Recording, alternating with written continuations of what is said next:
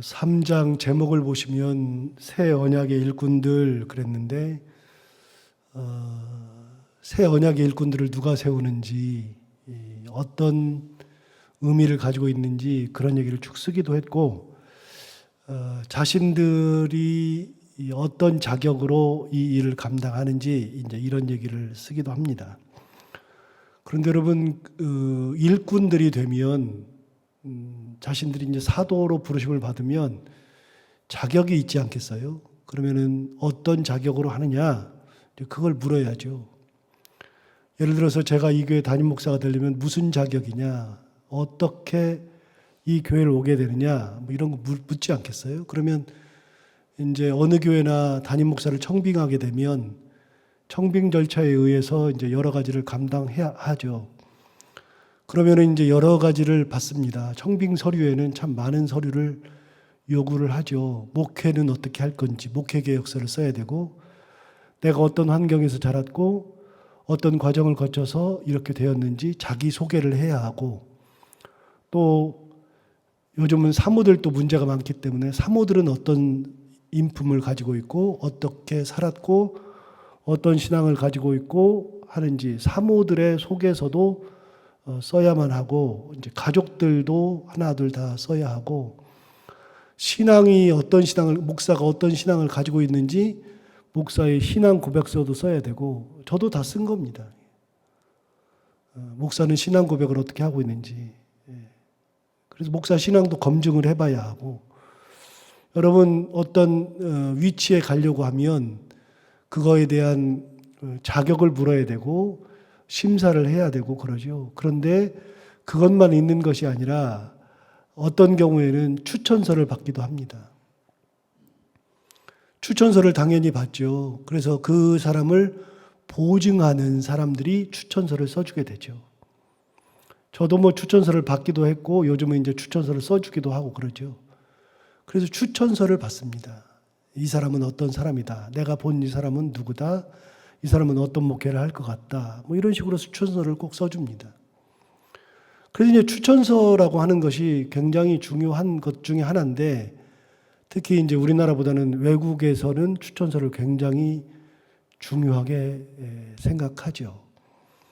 그래서 제가 이제 영국에서 박사학위를 하려고 할 때 학교에서도 추천서를 요구하더라고요. 그래서 추천서를 2개를 받아야 하는데 교수님들한테 추천서를 받아야 했는데, 저는 뭐 성격이 여러분 알다시피 교회만 틀어박혀 있고 뭐 그러잖아요. 안 돌아다니고 사람들 잘 만나지 않고 그런 성격인데, 신대원 때도 뭐 비슷했죠. 그러니까 공부는 진짜 열심히 했는데, 그리고 공부도 잘했다고 생각하는데 교수님들하고 친해볼 생각을 해본 적이 없습니다. 내가 굳이 뭐 그 교수님하고 친해야 하냐, 뭐 공부만 열심히 해야 하면 되지. 그러니까 교수님들 중에서 아는 교수님이 진짜 신학대학을 졸업했는데 한 명도 없는 거예요. 저는 잘하는데 그분들이 저를 알지 못하니까. 그런데 박사학위를 해야 되는데 교수 추천을 받아야 되는데 교수 추천서를 누구한테 부탁을 해요. 그래서 백방으로 장신대 교수들한테 연락했는데 몇 분한테 연락했더니 그분이 아주 재밌는 분 한 분 계신데 그분이 저보고 저를 잘 아십니까? 그래서 잘 알죠. 그랬더니 그렇죠. 저는 잘 모릅니다. 그래도 교수님 제가 그래도 제자인데 교수님 그 과목도 몇 개 들었는데 공부하려고 그러는데 추천서 좀 써주십시오. 그랬더니 저는 모르는 사람은 안 써줍니다. 그래가지고 거절하고 또 어떤 분은 전화를 했더니 조교가 봤더니 우리 교수님 잘하세요. 잘은 몰라도 제가 교수님 수업도 듣고 뭐 존경도 하고 그렇습니다. 그랬더니 우리 교수님은 개인적으로 친분이 없으면 안 써줍니다. 아예 그냥 조교 수준에서 자르기도 하고. 여러분 추천서 아무나 써줍니까? 아무나 안 써줍니다. 그런데 다른 교수님이 제가 전화를 드렸더니 제가 써드려야죠. 그러신 분도 계셔서 써주셨습니다. 그분 써주셔가지고서 제가 학교도 들어가고 그랬는데 그분이 그러시더라고요. 제가 잘 모르니까 학번이랑 얘기 좀 해보십시오. 그래서 얘기를 했더니 제가 성적은 확인해야 되겠습니다. 성적 확인하셔야죠. 그래서 이제 말씀드렸더니 써줬던 기억이 있어요. 여러분 추천서를 그냥 써주지 않습니다. 저도 요즘은 추천서를 써주는데요. 제가 보증 못하면 추천서 안 써줍니다. 왜냐하면 추천서는 제 얼굴이기 때문에. 자, 무슨 얘기를 하려고 하느냐. 여러분, 사도로서의 자격, 선교사로서의 자격을 논할 때 추천서가 있어야 된다. 그 얘기를 하는 겁니다. 자, 보십시오. 3장 1절. 자, 제목을 보시면 새 언약 일꾼들인데, 일꾼들이 되려면 어떻게 되느냐. 1절. 우리가 다시 자천하기를 시작하겠느냐. 우리가 어찌 어떤 사람처럼 추천서를 너희에게 붙이거나 혹은 너희에게 받을거나 할 필요가 있느냐. 그러죠. 사도 바울에 대해서 고린도 교회에서 여러 가지 말들이 많았던 것 같습니다. 사도 바울이 도대체 제대로 된 선교사냐, 정말 하나님의 사도냐, 역시 거기서도 많은 그런 이야기들이 있으니까 사도 바울이 얘기하는 겁니다. 그러면 우리가 다시 스스로 천거하랴? 그리고 너희들한테 다시 추천서를 받아야 되니? 누군가 나한테 받아가지고 너희들한테 줘야 되니? 그렇게 오랫동안 1년 6개월이나 너희들하고 같이 있으면서 선교했고 말씀 전했고 그런데 또 그런 얘기가 들리니 그러면 추천서를 또 받아야 되겠니? 너희들한테 받아야 되니? 딴 사람한테 받아야 되니? 그거 묻는 겁니다. 그러면서 2절에 이렇게 얘기합니다. 너희는 우리의 편지라 우리 마음에 썼고 무사람이 알고 읽는 바라 그랬습니다. 야, 1년 6개월 있으면서 너희들 다 봤지? 내가 하는 거 다 봤지? 근데 너희들이 보증하잖아. 그러니까 너희들이 우리의 편지잖아. 우리가 딴짓 하지 않은 거 다 알지? 너희들이 다 보증하는데 무슨 추천서를 또 받아? 그 얘기입니다.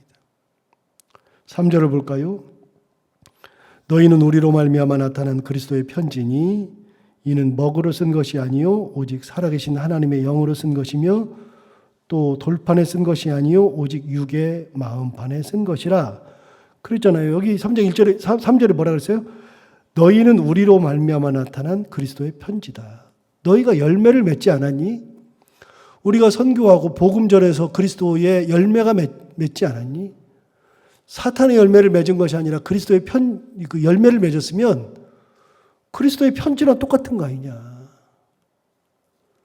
먹으로 쓴 것이 아니요 오직 살아계신 하나님의 영으로 쓴 것이며 돌판에 쓴 것이 아니요 오직 육의 마음판에 쓴 것이라.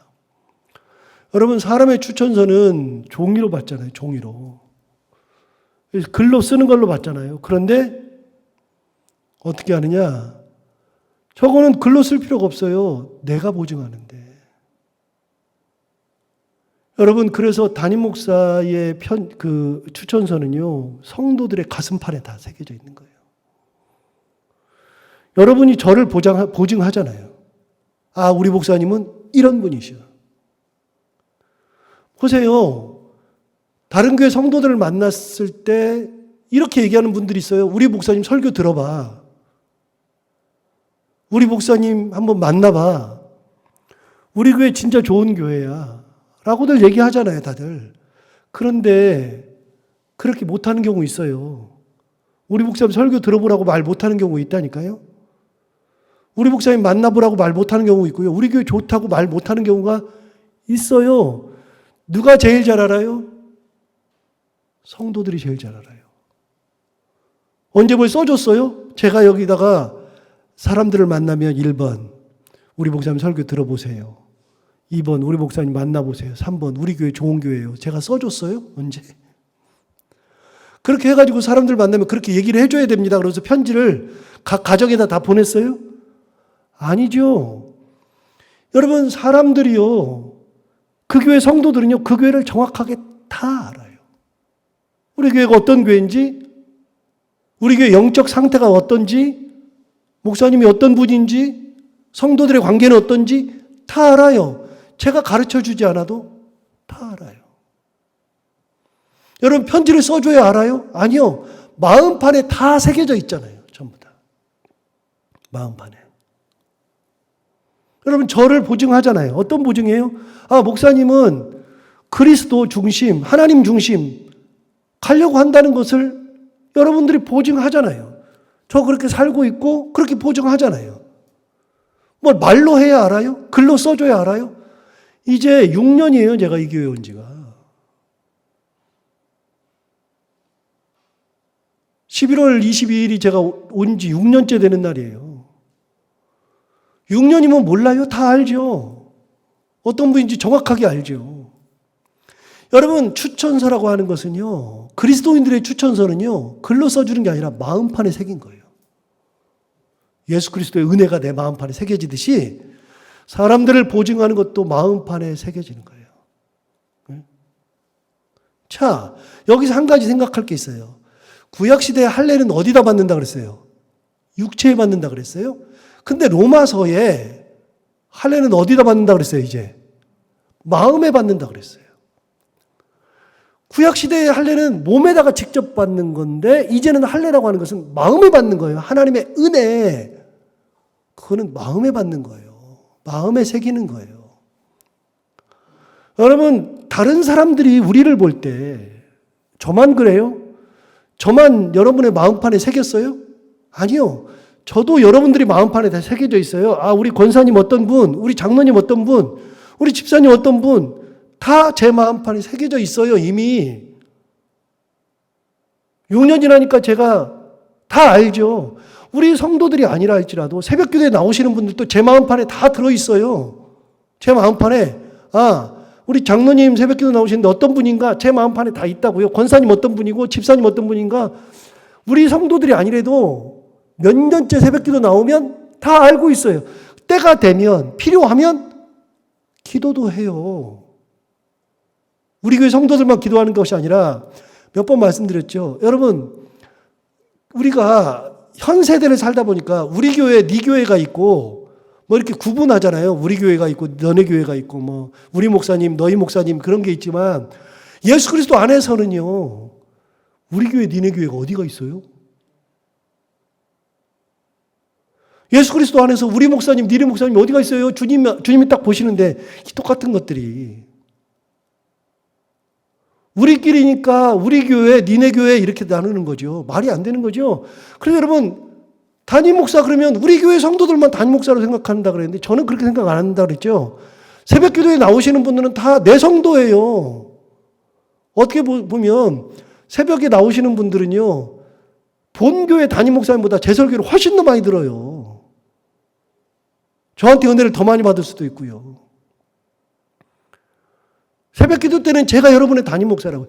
그러니까 여러분 우리 교회 성도들만 이 본교회 소속된 성도들만 위해서 기도하는 것이 아니라 때가 되고 그러면요 그분들의 기도 제목이 있을 때는요 제가 그분들을 위해서 기도하는 거예요. 왜요? 마음판에 다 새겨져 있으니까. 생각난다니까요. 제가 영락교에 있을 때 우리 제 아래에 있던 우리 전도사들이 많은데요. 전임전사들이 많은데 전임전사들이 저한테 뭐라 그러냐면 목사님 우리 공부 좀 가르쳐 주세요. 그래서 야 내가 무슨 공부냐 그랬더니 좀 가르쳐 주세요. 그래서 한 7, 8명이 저한테 찾아와가지고 공부 가르쳐 달라고 그래서 야 내가 가르치다가 뭐 공부 같이 하다가 다른 목사들이 알면 별로 안 좋다. 그랬더니 모르게 그냥 좀 가르쳐 주면 안 되냐고 하도 그래서 그럼 하자 그래가지고서 시간 따로 뺄 수 없어가지고 새벽기도 목요일마다 새벽기도 끝나면은 교회 한 곳에 모여가지고서 책을 선정해가지고 그걸로 공부를 했어요. 1년 정도 공부를 했어요. 그랬더니 그 공부했던 친구들이 다 지금 목사가 돼서 다른 교회 부목사들하고 있는데 그 목사들이 지금도 전화해요. 그런데 가끔요 추석이 되거나 설이 되면 꼭 선물 보내는 친구가 있어요. 그런데 그 친구를 제가 그때 공부할 때는 많이 주목하지 않았던 친구인데요. 그 친구는 끊임없이 보내요. 다른 친구를 주목해서 다른 친구들을 보고 있고 그랬는데 그 친구는 계속 지금도 보내요. 이번 추석에도 보냈어요. 그래서 보낼 때마다 계속 생각나요. 근데 지금 그 친구들랑 헤어진 지 거의 한 7, 8년 됐는데 그런데 계속 보내요. 그래서 이번 추석 때 온 이후부터는요. 그 친구가 제 마음속에 있는 거예요. 그래서 기도할 때마다 다른 친구들을 잊어버리고 그 친구들을 생각해서 더 기도한다니까요. 더. 윤 목사라고.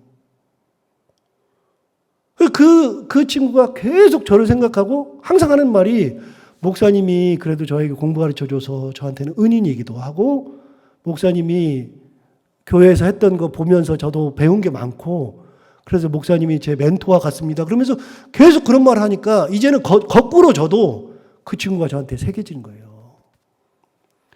여러분, 그리스도인들은요, 하나님의 사랑을 마음판에 새기고요, 성도들을 마음판에 새기고요, 은혜를 마음판에 새기고 그러는 거예요.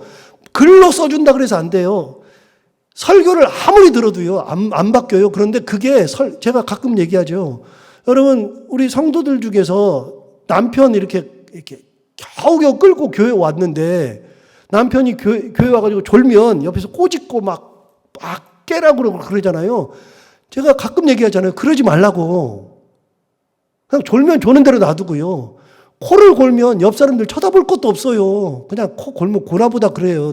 근데 우리 이제 많은 분들은요, 전화벨 소리만 울려도 싹 쳐다본다니까요. 그럴 필요가 별로 없는데.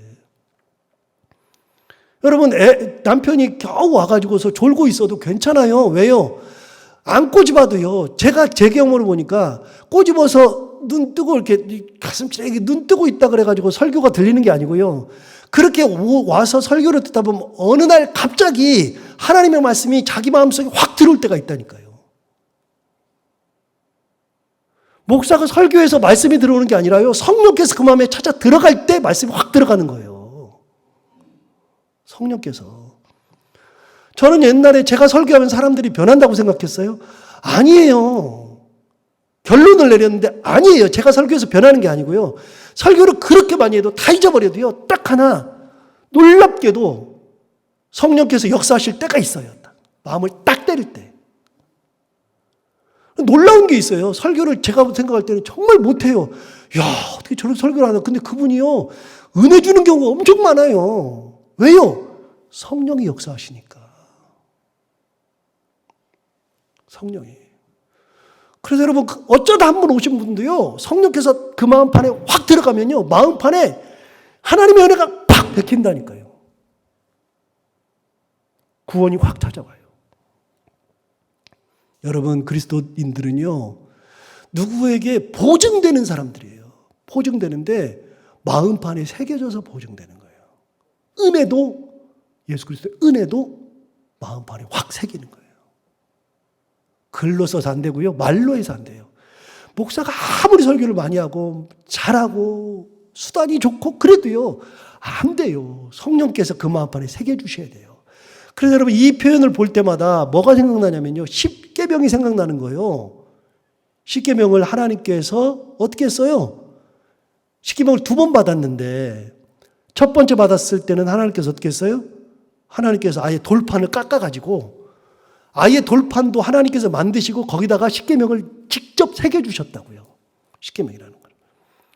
그런데 그걸 들고 내려왔는데 이스라엘 백성들이 산 밑에서 뭐 여자 암송아지 만들고 암송아지 만들어 가지고서 축제했죠. 그게 이집트의 하토르 신이라고 제가 몇 번 말씀드렸어요. 왜냐하면 이집트에서는요, 하토르 신이라는 여자 암송아지가 국가에 번영을 주고, 그렇기 때문에 우리를 인도할 신이라고 생각한 거예요. 그걸 430년 동안 하다 보니까. 그래서 암송아지를 만드는 거예요. 이집트의 암송아지 신은 하토르예요. 그래서 그걸 가지고서 뭐라 그래요? 이제 이 신이 우리를 인도했으니 이 신을 모시고 다시 돌아가자, 그렇게 얘기하잖아요. 그런데 어쨌든 그걸 보자마자 모세가 던져서 깨버렸다고요. 확 깨버렸다고요. 깨고 나서 2번째 받으러 올라가요. 40일 금식하면서. 2번째 올라갔을 때 하나님 뭐라 그러셔요? 2번째는 이제는 네가 판을 깎아와라 그러잖아요. 첫 번째는 하나님이 판때기까지도 다 만들어가지고, 그래가지고 거기다 직접 새겨줬는데, 이제는 네가 판을 깎아와라. 그래서 깎아가잖아요. 모세가 십계명 판을 깎잖아요. 깎는 게 뭐예요? 이스라엘 백성들 보는 앞에서 깎는 거 아니겠어요? 십계명을 다시 받기 위해서. 하나님의 은혜를 여기다 새겨 내려올 거다. 다시 깎아요. 깎아가지고 올라갔더니 하나님께서 직접 깎은 데에다가 쓰신 거 아닙니까? 십계명은 하나님께서 그 돌판에다가 새긴 것이 십계명이에요. 이스라엘 백성들이 구약 성경 내내, 지금도 마찬가지지만 그 돌판을 가지고, 십계명을 가지고 지금도 살아요. 지금도. 새겨진 돌판을 가지고. 구약성경의 십계명을 하나님께서 돌판에다 새겼다면 오늘날 이 시대에는요, 하나님의 은혜를 어디다 새기느냐면 우리 마음판에다 새기는 거예요. 마음판에다. 탁. 그 은혜의 마음판에다가 은혜를 새겼을 때 하나님의 말씀대로 살면 다른 사람들이 우리를 보고, 여러분 보세요. 나를 보고 어떻게 생각하나 한번 생각해 보세요. 우리가 천국 가면 하나님께서 우리를 보고 너 잘했다. 하나님 판단하시지 않겠어요? 천국 가면? 당연하잖아요. 그러니까 우리는 신앙생활을 할 때 누굴 보고 한다고요? 하나님 보고 한다고요. 그래서 가끔 목사님 얘기하잖아요. 목사 보지 말라고. 그 말이 맞는 말인데 저는 그 말 반만 맞는다고 생각해요. 성도들이 어떻게 목사를 안 보고 신앙생활해요? 목사 보고 신앙생활하지. 우리 목사님 어떻게 하시나? 기도하시나? 항상 목사님 바라보고 있잖아요. 목사가 맨날 실수하니까 그런 얘기 하죠. 목사 보지 말라고. 예수 그리스도 보라고. 맞는 얘기인데 반만 맞는 거예요. 목사 보고 하는 거예요. 여러분, 우리가 다, 여러분도 똑같아요. 저나 여러분이나 다 예수 그리스도 앞에 가서 훗날 거기서 심판을 받을 때 말씀하시는 거 있잖아요. 우리는 판단하실 거 아니겠어요? 그게 바로 예수님의 마음에 새겨진 거 아니에요? 우리가 예수님 마음판에 새겨진 거? 그대로 말씀하시는 거니까. 그런데 그러기 전에요. 천국 가기 전에 이 땅에 있을 때 다른 사람들이 나를 어떻게 마음의 판에 새겼나를 생각해 봐야 돼요. 사도 바울 얘기했어요. 야, 내가 추천서 다시 받아야 되니? 너희들 마음판에 새겨진 내 추천서가 있잖아. 나 그렇게 살았잖아. 내가 그렇게 하나님의 일꾼이 되었잖아. 얘기했잖아요. 여러분, 천국 가기 전에 우리는 사람들 앞에서 이미 추천서를 받는 거예요. 여러분의 주변 사람들에게 어떻게 새겨져 있어요? 무서운 얘기라니까요. 그러니까 신앙생활은요, 오래 다니는 것이 이거가 그게 아니라니까요. 신앙생활은 예수를 잘 믿고 말씀대로 사는 것이 이거예요. 그래서 제가 얘기했잖아요. 교회 생활하지 말고 신앙생활하라고. 신앙생활. 주변 사람들이 나를 볼 때 어떻게 판단하느냐. 저를 보고서는 바울을 많이 봐요. 워낙 세니까 제가. 바울을 많이 보지만 제가 대학교 이후로 바울을 버리려고 노력했어요. 그래서 바나바를 가지려고 노력했는데 아직도 바울이 많이 남아있지만 그래도 저한테 바나바가 많이 생겼어요. 그나마. 화도 덜 내고 사랑하려고 하고 웃으려고 하고 사람들 편히 봐주려고 하고 사람 중심으로 생각하려고 하고 정말 많이 노력해서 30년 노력해서 이렇게 바꾼 거예요. 이렇게. 원래는 저는 바울이에요. 바울보다 더 센 사람이에요. 그러니까 여러분들이 알잖아요. 우리 목사님 무섭다고. 제가 언제 화낸 적도 없는데 스스로 무섭다고 말씀하시잖아요. 워낙 제가 세니까.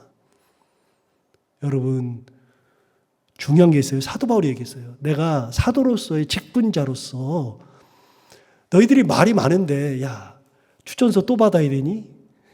너희들 마음판에 새겨져 있잖아. 예수 그리스도 은혜의 마음판에 새겨져 있고 너희들의 마음판에도 새겨져 있잖아. 사도 바울이 자신 있게 얘기합니다. 우리는요.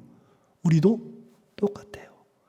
우리도 주님의 마음판에 새겨져 있고 신앙생활 같이 하는 성도들의 마음판에 새겨져 있고 목사의 마음판에도 새겨져 있고 여러분 그렇게 그리스도의 마음판에 온전한 은혜의 사람으로 말씀에 순종하는 사람으로 새겨져 있고 같이 신앙생활하는 사람들에게 푸근한 사람으로 위로의 사람으로 기도의 사람으로 그분에게만 가면 어려움이 있지 않고 함께 기도해 주는 분으로 그렇게 새겨서 예수 그리스도께 가기 전에 이미 사람들의 마음판에 온전한 하나님의 추천서 그리스도의 편지가 내 것이 쓰여져 있을 만큼 사도 바울과 같은 그런 신앙생활을 해야 되겠다. 오늘 사도 바울이 그 얘기하는 겁니다. 자, 오늘 이 말씀 받은 것처럼 그렇게 은혜를 마음판에 새기고 그리스도의 마음판에 우리가 새겨져 있고 성도들의 마음판에도 우리가 새겨져 있고 그렇게 하나님의 은혜 가운데 살아가는 저희들이 다 되기를 바랍니다. 기도하겠습니다. 하나님 아버지 감사합니다. 오늘 귀한 말씀으로 우리를 붙들어 주시고 인도해 주시고 또 귀한 말씀으로 깨우쳐 주셔서 감사합니다. 오늘 말씀을 주신 것처럼 우리가 하나님의 은혜를 우리의 마음판에 새기고 이스라엘 백성들이 십계명을 하나님께서 새겨주신 그 십계명 사라졌음에도 불구하고 그걸 마음에 품고 지금도 사는 것처럼 우리도 하나님의 은혜를 우리의 마음판에 새기고 은혜 가운데 살게 하여 주옵시고 우리가 그리스도의 마음판에 새겨지고 또 우리가 함께 신앙생활하는 많은 분들의 마음판에 하나님의 은혜의 사람으로 새겨지고 예수 그리스도의 위로가 되고 예수 그리스도의 사랑이 되어서 그들을 행복하게 만들 수 있는 그런 신앙생활하는 저희들이 다 되게 하여 주옵소서. 하나님 아버지 이 새벽에 최성신 권사님 기도 제목을 가지고 귀한 예물을 드립니다. 큰 손녀 아직까지 태의 문이 열리지 않은 것 같은데 하나님 아버지 큰 손녀 딸의 태의 문을 활짝 열어주시기 원합니다. 아브라함의 아내 사라에게 태의 문을 열어주신 것처럼 사무엘의 엄마 한나에게 태의 문을 열어주셨던 것처럼 세례 요한의 어머니 엘리사벳에게도 그 늦은 나이에도 태의 문을 열어주신 것처럼 하나님께서 그의 태의 문을 활짝 열어주시기를 간절히 바라고 원합니다. 사람이 노력해서 되지 않는 거 하나님께서 은혜로 열어주시고 하나님의 은혜 가운데 귀한 자녀를 갖는 그런 복이 있게 하여 주옵시고 작은 손녀 공무원 시험 또 앞두고 있는데 하나님 아버지 은혜 가운데 잘 마칠 수 있도록 아는 거 실수하지 않게 하시고 모르는 거 생각나게 하시고 그래서 이번에 시험도 잘 치를 수 있도록 주님께서 큰 은혜를 허락하여 주옵소서. 권사님 기도 제목이 참 많습니다. 아들을 위한 기도 제목, 특별히 귀한 목사님을 위한 기도 제목 하나님께서 은혜 가운데 이끄시고 함께 하시는 놀라운 은혜가 또한 있게 하여 주옵소서. 하나님 아버지 오늘도 하루를 살아갈 때 이 말씀을 기억하며 살게 하여 주옵시고 해야 되는 것들을 기쁨으로 잘 감당하고 만나는 분들과 함께 웃고 행복한 하루가 되게 하여 주옵소서. 예수님 이름으로 기도하옵나이다.